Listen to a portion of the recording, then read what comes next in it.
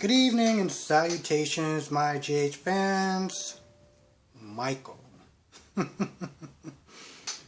This guy. You know, with him, there's a lot of times I'm very conflicted, which is a good thing. You know, either I am rooting for him or I'm sitting there saying, WTF, at least, at least he's not boring. I mean, at least he's not boring sometimes. And in this episode, this is one of those things where, remember I said yesterday, I feel like he needs to be humbled? Well, after he finished, complaining to Willow, or with Willow, about Brad, being released, he goes to the Metro Court. And, one second, he sees Brad with Mrs. Wu and Britt at the Metro Court. Now, I'm going to be honest, there are a bunch of other places that Mrs. Wu could have brought Brad to.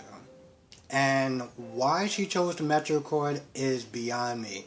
I know that she was like, oh, we have an understanding. But even Brad was like, do you think this is a good idea? Because, she doesn't like me, right? Like, she, hates me to my very soul. So why are we here? Now, of course, she was sitting there talking to Brad for a little bit about getting to know each other and everything like that. And then Britt shows up. Because Britt, at this point, gives no F's, okay? They started hugging. Mrs. Wu was like, all right, our table's waiting. So, our table's ready, so we don't want to keep it waiting. Let's just go and eat.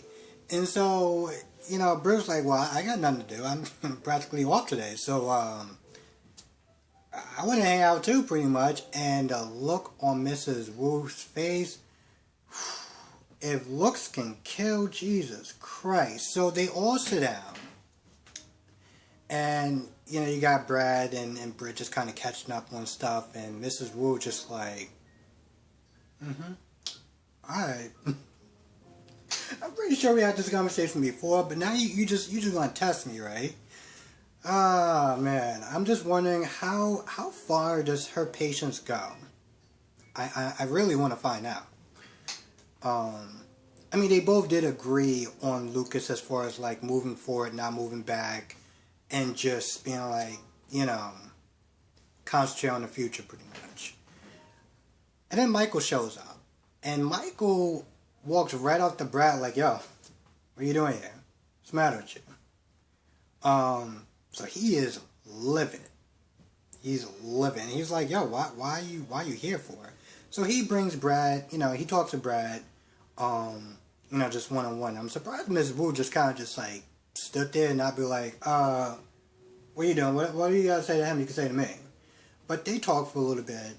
And, Brad was like, listen, it wasn't even my idea to even come here. And, he pretty much like, yo, listen, I'm leaving your family alone. If I see Wiley, I'm just going to walk the other way. And Michael was like, yo, don't ever put Wiley in your mouth, pretty much. Like, don't ever use his name. Don't ever use his name. I don't want to hear you utter his name. And pretty much he was like, yo, listen, you come near my family, I'm going to end you. I'm like, oh, okay, somebody was on a power trip, okay. Alright, so you literally just threaten him, knowing who his aunt is. Oh, and it doesn't stop there. Because he goes up to Mrs. Wu, and Britt leaves the table. And, he was like, yo, what are you doing here? And, Mrs. Wu, like, me and your dad, we got an arrangement. Like, it's a business thing that's going on. Like, whatever. And Michael's like, yo, listen. He says something along the lines of, I'm going to treat it as disrespect or whatever. And at that point, I'm like, so you just threaten her. Do you not know who she is? And Mrs. Wu was like, I'm sorry, did you just threaten me? So he says what he says, they're both just kind of just glaring at each other. And I'm just like, alright. Michael, I know who your father is. I get it. But I don't think you know who she is. You know, it's one of those things where it's like, you know, she's part of the Five family, so if like you think that Sonny's powerful, you know, he's powerful in his own, you know, like he has his own power, but, you know, up until this point, we never really seen Mrs. Wu in action, and I'm like, you don't want to get somebody hurt. It might be yourself too, just saying. And I'm gonna be honest, I really want to see Mrs. Wu put Michael in his place. I really do. I mean, don't get me wrong, I like Michael, but you're a little bit too big for your britches, bro. Just, you know, if Carly's there telling you need to kind of just, you know, take a step back with her, we know how Carly is, you might want to listen. Oh, Willow. I don't know about this character.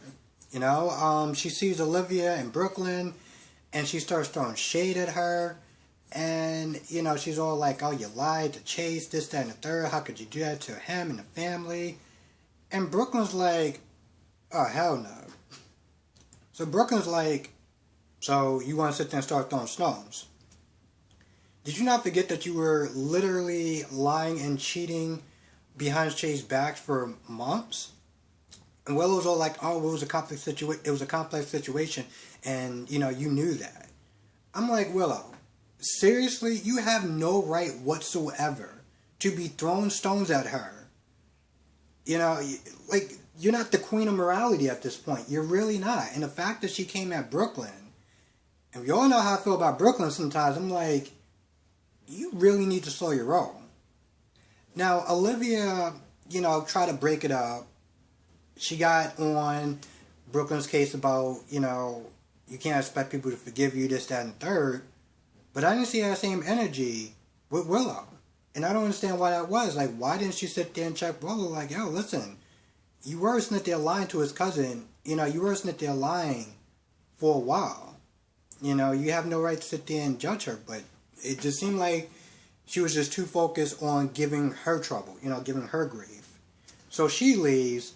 Willow talks to her mom.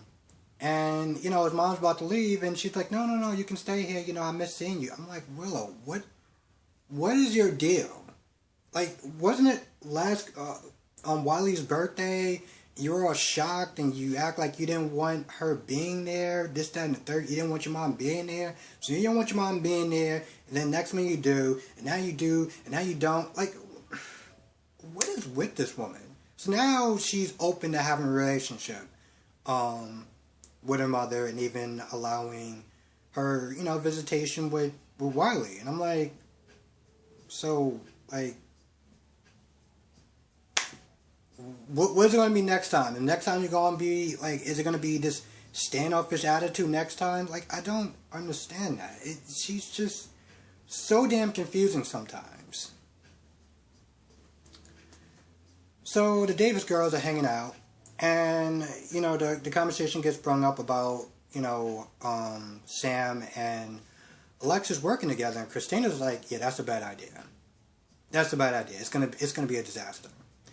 In less than literally 3 minutes, they're talking about a case, and Alexis says something like, you know, you sure you think it's a good idea, you know, about leading, you know, about taking on this case, knowing who he represents or knowing who his company is. And Sam just snaps at her like, oh, don't sit there and tell me how to do my job. You're sitting there saying I'm not competent. I'm like, Sam, where the hell did that come from? I don't remember her sitting there saying you were incompetent. And Christina's like, yep, well, that was about 3 minutes, so, yep, kind of disaster. It's now you got Alexis that they're trying to suck up or trying to make Sam feel better because apparently now she's super sensitive. And after a while, she's talking to Molly about her case that she has coming up. And then she leaves. And Sam is like, yeah, we're only going to do this for a little bit. Was it going to be, like, permanent? So why did you suggest working with her? But I remember her sitting there saying, like, you know, she didn't want her just being, she's just chilling and doing nothing. And I think Christina says something like, you know, you don't have to decide anything right now. You can kind of just chill or whatever. But Sam was like, it's not a good idea, idle hands and all that good stuff. Now, Alexis does leave, and I don't remember what she does, but she runs into Harmony. And, the term friendship gets, thrown out there. Like, Harmony's like, if you ever need a friend or whatever to talk to, I'm here. And I'm like, I don't know. Me personally, I know a lot of people like their friendship. I just kind of look at it like, so, I don't know about anybody else. And I get that Harmony did try to apologize. And she brung down Shiloh, this, that, and the third. She paid her debt. But I'm like, she also, played a hand in drugging your daughter and almost having Shiloh do something that I'm not going to sit there and mention. And we're just going to be like, nah, that's cool. Saw, in the past. Nah. Mm-mm. But that's just me, That's just me. Liz and Finn, I feel like, are in high school at this point. Liz is sitting there talking to her friends, and she's like, I don't know what I should do. We kissed, I ran. I'm like, yeah, that seems very high schoolish. And I get it, she's conflicted. She misses Franco. She doesn't want to sit there and wallow for mostly her kids. And, she does have needs, but she's not sure she wants to go through with it. And she doesn't feel like it's going to be fair to Finn to sit there and have her wait while you have Terry sitting there telling her to go for it. You got Portia sitting there telling her to, follow your heart, and if you want to stall or not do it, it's fine. So you have two opposing people that's sitting there telling you more or less what you should do, and you're already conflicted. And in the locker room, you got Finn and Chase sitting there talking about Liz and her feelings, and he's conflicted. He doesn't know. He doesn't want to sit there and rush her. He doesn't want it to be awkward. They have a great friendship. I'm like, this feels so damn high school. Like, I thought we were past this at this point, I thought they were moving forward. They were talking about a game night at the hospital, and then they do a kiss, and it's just like, well, I don't know what to do. And then on the other side, I don't know what to do. And I'm like I said, I've seen better teen drama on Degrassi. Again, you don't know what Degrassi is, you should watch it. Next Generation, at least the first couple of seasons. But in the end, they both do wind up meeting up. And, they just have that awkward look on their face. And Finn is like, we gotta talk. I want to talk. Chase and Finn are sitting there talking. And out there, they also talked about Bailey for a little bit. Finn didn't notice that he's being a little distant as far as talking about his feelings for Bailey. But after they finished talking, or around there they were sitting there talking, Brooklyn just walks into the men's shower. Or the men's sauna. It reminds me of when Lucy did that, and I remember me sitting there being like, if it was the reverse situation, I'm pretty sure somebody would have been canceled. But here Brooklyn is just barging on in to the men's sauna, and, Finn is like, you do realize this is the man's, shower kind of thing. And Brooklyn's like, oh, no, well, I've seen it all before. I'm like, that's not the point. Okay. Again, I just want to sit there and emphasize just how hypocritical this scene is, but whatever. Anyway, Finn leaves, and Brooklyn is mad, because she's like, because Finn says something. Finn was like, you shouldn't have, Chase is a great guy. He'll make a great dad. You shouldn't have lied to him. And Brooklyn's like, okay, noted. I've been getting that all day. And Brooklyn looks at Chase like, you should be defending me. You kind of went along with this whole thing. And Chase is like, well, this wasn't my idea to begin with. This was yours. But I can understand where Brooklyn's coming from. Because Brooklyn is... She's tired of everyone sitting there coming at her sideways for a lie. I mean, granted, in the beginning, yeah, she does deserve a certain amount of heat. Even for the fact that it was a fake baby at one point. But she is sitting there trying to do the right thing. And I understand that she's a little frustrated with everyone coming at her sideways for her trying to do the right thing. To be fair, that was not her intention to begin with, so I'm like, you need to kind of calm down on the quote-unquote right thing. But yeah, Chase probably should have said, something. Um, yeah. Anyway, she does wind up getting stuck in a sauna. So that's going to be an interesting scene. Britt and I almost forgot about that. Britt and Brad was talking for a little bit, and Britt was like, move forward, do good things, and sooner or later people will forget about it more or less. I don't know about the forgiving part, but kind of just moving on.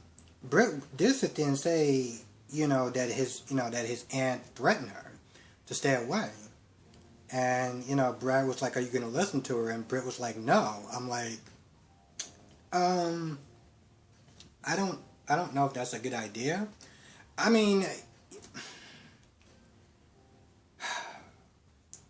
a lot of the stuff that Brad did, like, you can't blame all that stuff on Britt as far as being a bad influence. Like, Brad has done his share of dirt. Specifically the one that I personally just like, that dude can kick rocks, with the whole trying to blackmail Michael into sleeping with him. A lot of that stuff that he did on his own. So the fact that Mrs. Wu is there throwing all the shade towards Britt as a bad influence is laughable. On top of that, you're sitting there talking about, oh, Britt is a bad influence. I'm like, sweetheart, you're in the mob. Do you seriously want to sit there and start talking about bad influences? One's a doctor, and one's in the mob. Okay, sure. Like, I'm pretty sure I mentioned Portia and Terry was in the scene. I don't know if I said their names, but yeah. Just double check my notes. I feel like that's about it for the most part. It's funny, I was going to sit there and talk about the Indigo thing with the whole lawsuit, but I do feel like that deserves a separate video. I don't generally like talking about politics and that type of background stuff unless it affects a soap opera, and I feel like in this case it probably will, but I don't want to make this video any longer than it should be. I will just sit there and say this. To some extent, I understand what he's doing. I understand his feelings. But I feel like also he's making his bad situation a lot worse. Not just in terms of ever coming back to GH, but just in general. So there's a lot of pros and cons with what he's doing. With that being said, I think that's about it. If I forgot anything, please write it down in the comment section below. I want to thank you for watching. Be safe, and I will see you in the next video.